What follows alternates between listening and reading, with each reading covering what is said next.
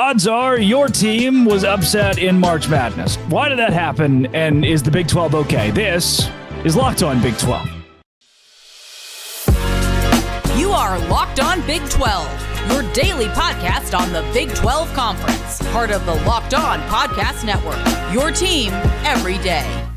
Happy Tuesday, everybody. Welcome to Locked On Big 12. I'm Drake Toll from America's #1 Big 12 podcast, Locked On Big 12. And that is Simon Gersberg, the inventor, the curator of shot quality. And if you have watched this show literally one day of your life, you know exactly what shot quality is. It's what I use for my analytical breakdowns of every Big 12 basketball team. Thanks for making Locked On Big 12 your first listen every single day. Simon, to this point, the casual Big 12 viewer will tell you this has been a disappointing March for this conference, and they might have a point, starting with BYU going down to Duquesne. Let's talk about these teams that did not meet expectations. How did we get to a point where BYU, who was underseeded due to the whole Sunday thing, is losing to Duquesne in round 1 of March? Could not tell you based off the fact I had them in my Final Four. So it was a disappointing one for me, and just really shocking. Like I thought the weirdest thing about it was the fact that BYU had played grown men in the Big 12 for the entire conference season, and then they just get punked by Duquesne, who's just less athletic than the average Big 12 team, but it just looked like it was just a massive difference in athleticism that just, like the first 5 minutes, you could kind of tell what the script was. Like the post-game shot quality score, we actually had BYU winning the game, and they clearly got way better shots throughout the game, have better shooters and so forth, but it's just like the sheer aggression and just the force of those players on Duquesne just really bodied BYU, which was unfortunate for all the BYU fans listening and my bracket too. It's shocking to me that Duquesne had laid such an egg themselves against Illinois in the round of 32, considering how well they played against BYU. And BYU, to me, started the year as a streaky team, felt like the live and die by the three was a bit of their identity, and they became more defense focused. Shot quality actually showed that as their defensive analytics got better and better over the course of the year. When it comes to this team in general, why did you have them in in your Final Four? Because that's a whole lot of praise for a team that was out in round 1. 100%. It sucks when you lose your Final Four team in the second game of the tournament. The whole tournament, it was just like all holistically on the offensive end. I totally agree. I thought early on they were relying too much on the three ball, and it was going in a lot, which is why they started off pretty hot. But like the offensive dynamic and the way their center, Ali, would just make these incredible passes. Among the highest assist rates in college basketball. Their offense was just totally chugging. And then defensively, like you said, they'd gotten a lot better. I had a lot of faith in them because that region I was expecting to be such a crapshoot with obviously UConn being the prohibitive favorite, but the fact that that region had FAU, San Diego State, Auburn, Iowa State, BYU. It's just so many in Illinois, so many teams that I feel like I also would have had in the Final Four. I just felt like BYU had a decent path, but not the case when you lose in the first round to Duquesne. Let's move over to others that stand out from that first group of games, like a TCU going down to Utah State or Texas Tech being upset by the juggernaut that is NC State right now.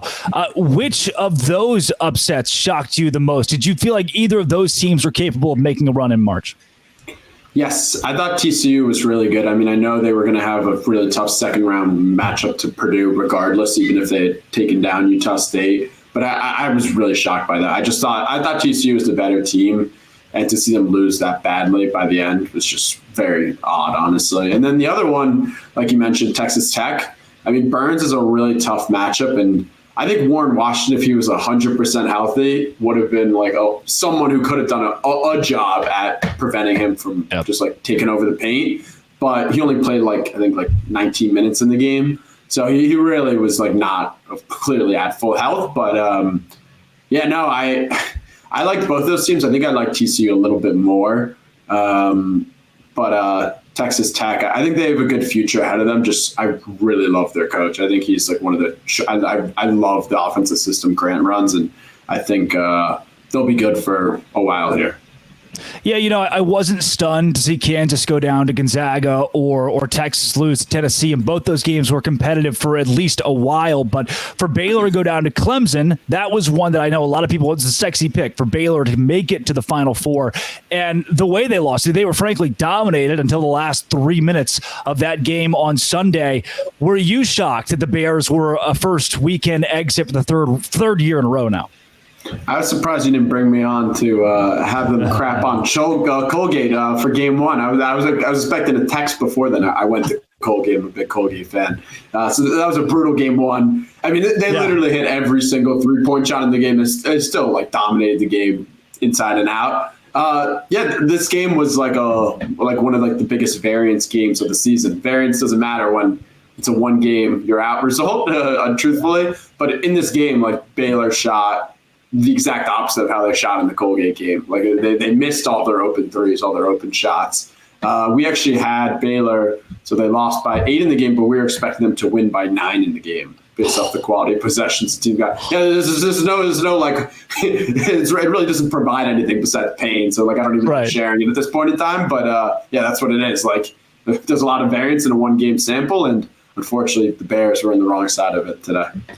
Yeah, 9. That sucks. The amount of missed threes and missed free throws for Baylor, especially down the stretch. Jacoby Walter, your star freshman, misses 2 that could have tied the game. That puts you in a hole. And really, as you look at the scope of the conference, it felt like that's what March was for most of the Big 12 teams that got there. There were 8 teams in it, and now we're down to 2. And even the ACC looks better than the Big 12 at this point. Simon, can we deduce then that the Big 12 is an overrated conference, or because of the parity of March, is it really tough to tell how good each conference is when you get into a single elimination format?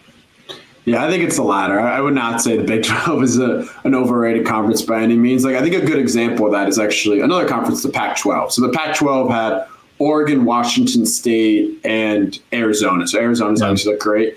I thought Colorado and Oregon, so they were 10 and 11 seeds, looked like such good teams, way better than the average 10 and 11 seed did. And obviously they each won a game, and Oregon almost beat this incredible Creighton team as well, forcing double OT. So I don't think single elimination is necessarily indicative, or even seeding sometimes is indicative of, this conference is bad or not as good as it should have been. In reality, I just think the Big 12 got some bad matchups, and that's kind of what happened.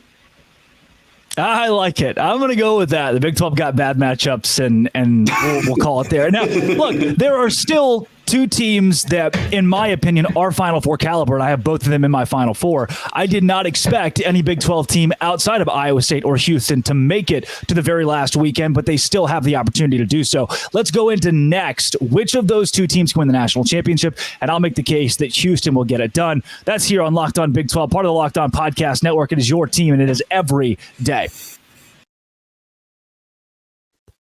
First, let's tell you about our friends at FanDuel. FanDuel.com is where I go to make money. I think, all right, rent is coming up. We are coming to the end of the month, and what can I do? I can go to FanDuel.com/locked on. I put a $5 bet down, on one team to win on Houston money line this weekend. If they win, I get $200 in bonus bets at FanDuel.com/locked on. That's $200 in bonus bets you can use on money lines, point spreads. Make it into a parlay. You can bet on Houston to win the national championship on a future with $200 in bonus bets. I'm not giving it to you. FanDuel is a $5. You put $5 on a money line or this or that, and when it hits $200, it's like a 200%, 300%. I can't do math. I do the podcasting thing, but it's good. Locked On.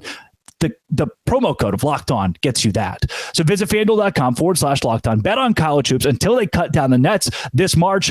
It doesn't get better than FanDuel, the official sports betting partner of the NBA.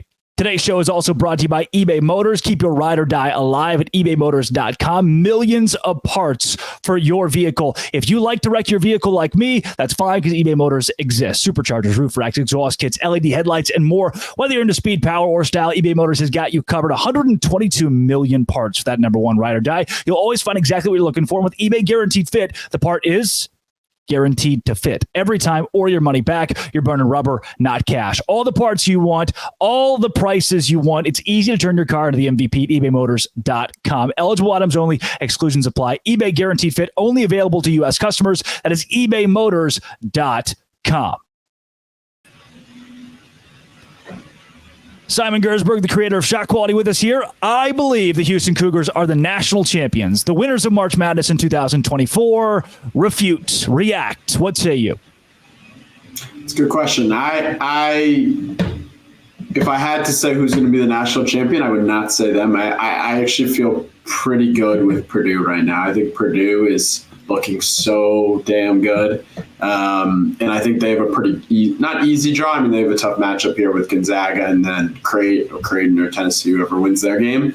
But I feel pretty confident in them. And obviously UConn looks like the best team right now, but I just can't see them going back to back, no matter how good they look. They're one bad shooting night away from potentially losing to Illinois, Iowa State, or San Diego State in their upcoming matchup. Like you just never know, and obviously you never know for Purdue either. But Purdue is the team that I feel the most confident winning it all now. There was a point in the season, Simon, where Houston was the dominant team on shot quality. It was them and everybody else, and the gap between 1 and 2 was the same as between 2 and 9. It was just the Houston Cougars were the team to beat. Do you feel like there was a specific point in the year where Houston started to pull behind and Purdue came ahead? Like, where was it that Purdue overtook the Cougars? It's a good question. The game that actually signals that the most, I believe this was Jamal Shedd's buzzer beater, the Oklahoma game on March 2nd. Yep. That was their first loss in the shot quality score in the Big 12, was that game. And then after that point, they lost the TCU game. They lost another Iowa State game. And then this A&M game, they actually lost the shot quality score too. I mean, they just got so many offensive rebounds, and both teams got great looks in that game. It was so high scoring. What an incredible game that was. But it's definitely a little bit recently. I hear what you're saying. Like early on, they seemed like the prohibitive favorite, and now based off the shot quality, it's really spun back to Purdue recently. Finally, the shot quality #1 defensive team in the country is back in the Sweet 16, because I'm sure you remember it was Iowa State last year who I had all my futures on them because the defensive metrics looked so good. And that 59-41 loss to Pitt in the round of 64 will live in my brain rent-free forever. They avoid that this year despite offensive troubles in the round of 32 against Washington State. Iowa State is going to the Sweet 16. They are the #1 defensive team in the country. Do you have more confidence in them making a run to the national championship than you do in Houston because of where their defense ranks? Good question. I do not, because of the fact that Iowa State's going to have to play UConn and Illinois, who I think Illinois is such a tough match. They're playing so well right now. In my bracket right now, my other bracket, the one that I didn't have BYU in, I had Illinois coming out of that region. And I feel pretty good about that. I think that this Illinois-Iowa State game is going to be such a great game. That's the game I'm the most looking forward to. I would say Houston is more likely to make the Final Four and win it all than Iowa State, just because of the draw Iowa State has these next 2 games. Yeah. Do you still feel like, so in Houston-Purdue, let's say that matchup does come to fruition. We'll put Iowa State to the side for a second. What will be the difference for Purdue if they are to beat Houston? I think it's a 7'4" giant. I don't know who Houston could put on him. Like you tell me. Are you telling me he's not just tall, but he can also play basketball? Is that what you're saying? That's what I'm telling you. Yeah, and it really comes down to. It typically comes down because you can triple team him and do whatever you want. And it's going to come down to Purdue shooters, and their shooters are just so much better this year. Like it's not the same team as last year where you leave them open and they miss. Yeah, they're going to miss some, but they have some guys. They have some real guys that can knock them down. So I think that'd be a really tough matchup for Houston, but you never doubt Sampson, so you never know.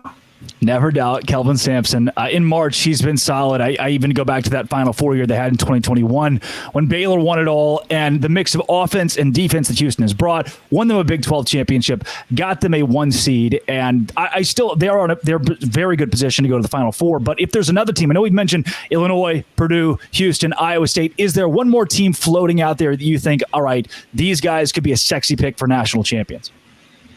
My boys, Creighton. I love Creighton. Every year I get on a podcast, I'll just talk about Creighton winning it all because I'm absolutely obsessed with the way they play basketball. I think it's the most efficient basketball you'll see, and they're so fun to watch, and the way they're coached by Coach Ritter, it's incredible. And that would be my pick. I think I think this is a good matchup for them against Tennessee. And then obviously the following game, even if they beat Tennessee, I think they're 2.5 point underdogs, 3.5 point underdogs. And then the following game, they would have to play Purdue, which obviously be very tough. But I think Creighton matches up better against Purdue than Houston does, because Creighton can put Cockbrenner on them, which would be the battle of the giants between the Cock and Edey. So that would be a fun one if we get to that. But yeah. Last thing I'll give you, I want to go outside of the Big 12 with this too. NC State Marquette. Is there any way that lone Cinderella? I mean, it's a great story. The only reason that NC State is not being talked about more is because they beat out Oakland, the only other great story of March so far. Any way the Wolfpack sustain? I don't think so. I think this is the end of them, if I'm being honest. I think Marquette's getting a little hot at the right time, and Kolick looked really good against this most recent game against Colorado. I'd be scared to play them right now. I think they're getting their groove, and Shaka crying at the end of the game. Yeah. With that being said, let's say NC State does lose out. The lowest seed that we would see in the Elite Eight is a 6, meaning this tournament has been mostly chalk. And if you have just bet on the favorites, you're probably a rich man at this point, which doesn't make sense. Antithetical to what March is. Simon, coming up, let's talk about whether or not the tournament should expand and why we've seen such a chalk March Madness right here on Locked On Big 12, part of the Locked On Podcast Network, your team every day. Today's show is also brought to you by Nissan. If you want to be like me and drive a Nissan, this week's March Madness Bracket Highlight is brought to you by our friends at Nissan. Each week, we're picking one team that stands out, a team that pushed it further than the rest, just like all the 2024 Nissan SUVs. These guys were able to take it to the next level. Let's say the Iowa State Cyclones are a pathfinder. That's the best way to describe them. They've been thrilling to watch and have created a lane for themselves, entering the tournament as one of the hottest teams in the country. And now they have a date with Illinois this Thursday in the Sweet 16. That's what the pathfinder is. Thrilling and create your own lanes. Take the Nissan Rogue, Nissan Pathfinder, or Nissan Armada and go find your next big adventure. Shop NissanUSA.com. Again, if you want to be like the Iowa State Cyclones, you want to be like me, I drive a Nissan Maxima. Go be an Iowa State Cyclone. Drive a Pathfinder at ShopNissanUSA.com. Simon Gersberg, the founder of Shot Quality, with us. The tournament, there's this rhetoric that the NCAA March Madness tournament, whatever, should expand. And I don't even get why we're talking about this and where it came from and what the point is. Can you help me out with why on earth expansion of this 68 team format would make any sense? I couldn't tell you. I'm not part of the one that's arguing for it. So I would not have a good answer to it. So I'm not the man to ask, honestly. I don't even have a response. I'm responseless. And that response is exactly what I needed. I needed someone who is an expert in the field to tell me it makes zero sense to expand this tournament, because I just don't see how it would be feasible. And to go on a quick aside, the first 4 has given us more upsets. It eliminates a couple 16 seeds. It means that a Howard won't be a 15 seed in the tournament. So I understand how that has benefited us, but I don't see how adding even more teams is going to. But I've also there are these talking heads who are leaning on this year's chalk as a reason to expand the tournament, which doesn't make a lot of sense to me, but I do want to go there. Why? Why have we seen, especially compared to last year, such a relatively boring March Madness with so many higher seeds winning? Yeah, it was definitely more of the round of 32 that felt a little bit more boring than typical. Like it was, as you said, more chalk. But obviously there were some great upsets in the early rounds. As the Duquesne game brought me a lot of pain. That was an awesome upset, unfortunately, for those listening to BYU fans. And the Oakland game was incredible. So there obviously were some like highlights. I understand like the general trend has this been more chalk, and my answer is kind of boring. But like honestly, I wouldn't peg it to anything but just variance. Like some years is going to be more just crazy upsets, and some years is just going to be more, this team, the better team just won. That's honestly what it feels more like. And the one thing that's like, I will say is like so difficult to quantify in March is the emotions of it. Like the nerves players feel when they get on the court. It's kind of what it felt like in the BYU game. Like you watch those guys the first 8 minutes. I don't think they scored a basket until like the 13-minute mark or something. Like it's just like there's certain like things that can't be quantified in March and won't be, to be honest. They just typically lead to more upsets, but not this year. Do you see and I've heard many people make the case of like an Indiana State losing out of their conference tournament and not making it to March, or USF, kind of the same thing for them. Do you think if more of those teams that got upset in their respective conference tourneys were in this tournament, that we'd see more upsets? Is that the reason we're not getting enough parity? If we got Indiana State, I think there would have been an upset because they were so freaking good. They were so good. You want to talk about a fun offense to watch? That was them. Man, I mean, they might win the NIT now. like they're obviously like, I don't know if those teams are trying the NIT, but like it's no doubt that they were so good. I actually thought USF were a little bit fraudulent of a team. Yep. They were at some lucky metrics, but I could see if there's expanded and you have those mid-major teams in there that are as elite as the Indiana States. Yeah, no, they would make some noise. Simon, before we get you out of here, help me. If somebody out there has not enjoyed this tournament as much because there isn't a St. Peter's, there wasn't a Fairleigh Dickinson, there wasn't a dominant 15 that came out of nowhere, help them love March Madness. What have you enjoyed about this tournament specifically? It's a good question. Personally, I've enjoyed my bracket not being destroyed so far besides that BYU example. It's not looking too bad right now. The fact that it is chalk, maybe I'm just the type of person that does chalk in their bracket. I don't know. But no, I mean, there's less like bracket busters, which I think is a positive for a lot of the newbies that are just putting chalk out there. I think for me personally, that's what I am happy with this March, and as well, the fact that Creighton is still in it. If Creighton's still in it, they make it to the Final Four, that'll make me happy.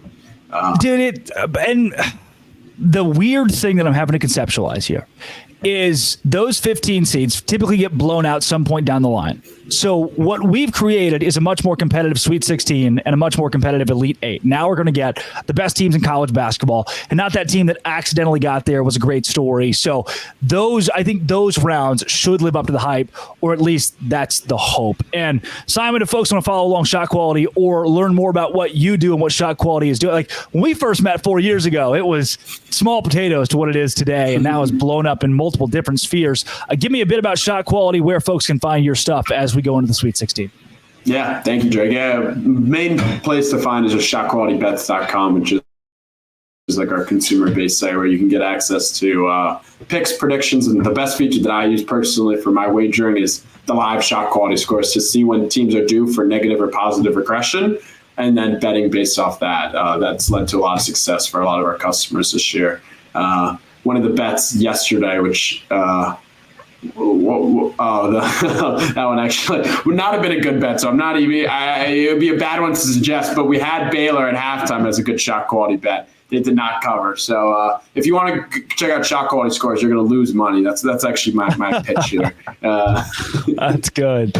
I wish it would have worked out. Simon, thanks for rubbing that one back in there. But sadly, Colgate couldn't quite shoot the lights out like the Bears did. So both of our teams suffered similar fates. That's Simon Gersberg. Simon, thanks for joining the show today. Cheers, man. Thanks, Trey. Hey, for everybody else out there, when Iowa State and Houston meet the national championship, we'll be covering it the whole way right here on Locked On Big 12. Thanks for making it your first listen every single day. This has been and always will be. Find it wherever you get your podcast. Locked On. Hey, once again, thanks for making it your first listen every single day. Dose Grande.